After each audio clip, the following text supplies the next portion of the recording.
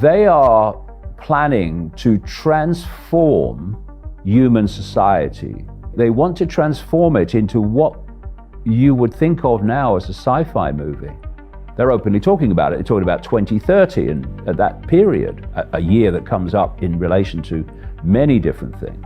And the idea is to connect the human brain to AI so that, and I'm summarizing here what they're openly saying, and they're openly saying it because they can't hide it anymore. You know, there comes a point where you are under the radar, but when you actually want to introduce it, you can't hide it anymore. So you have to sales pitch it.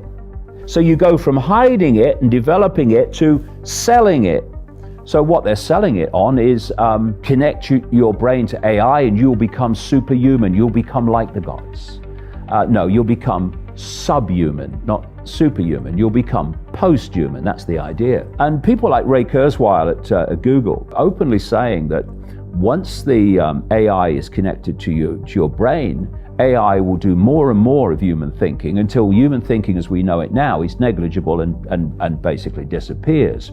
At that point, the human mind will be the AI mind.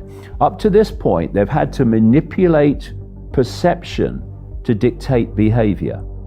Their end game is to not even have to manipulate perception, but to become the perception via AI. And that's the point where you become the hive mind, where individuality is deleted. And that's where this is going with the mask, taking away individuality on the, what I call the totalitarian tiptoe to that end. Take me to 2022, August, 2 years from now. And let's assume, God forbid, that we've acquiesced every single step of the way. What does this world look like? If you take China today and multiply it 2 or 3 times, that's where we'll be. The brain processes information electrically and electromagnetically. It communicates with the rest of the body electrically and electromagnetically. By 2022, impact on the human environment will be vastly more than it is now. The body is an antenna.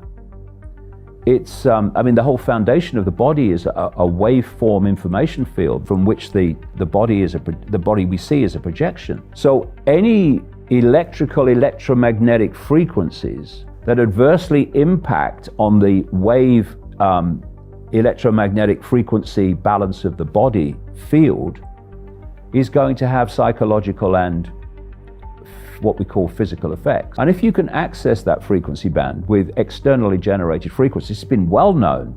It's been done by governments like the Russian government, etc. Way back in the 50s, it was going on. If you can get your frequency right, you can plant thoughts and perceptions in the minds of people, which they will then experience as their own thoughts and their own decisions, but actually externally being put in.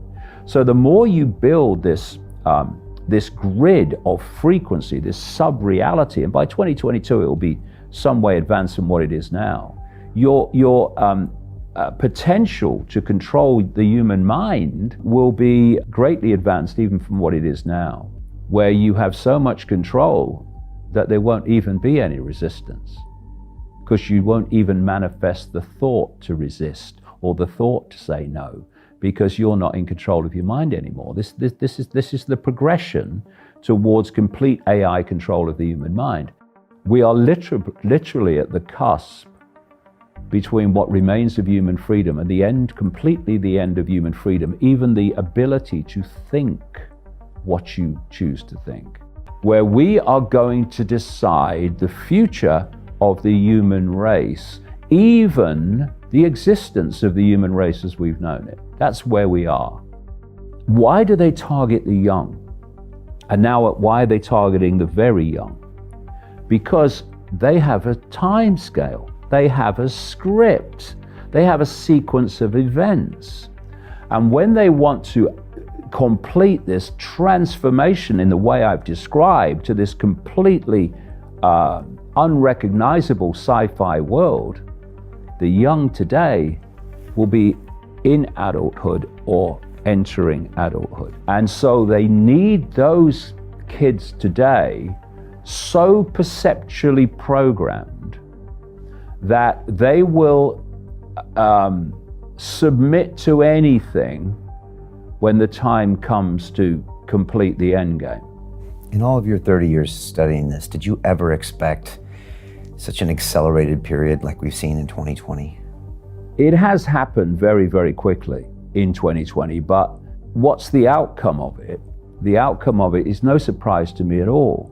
I was writing about the basic themes of this in the mid-1990s before we can turn this around, because only then will people realize that actually this is not some theory, this is fact, and this is real, and this is happening. There's such a chasm between what's going on and what most people think is going on.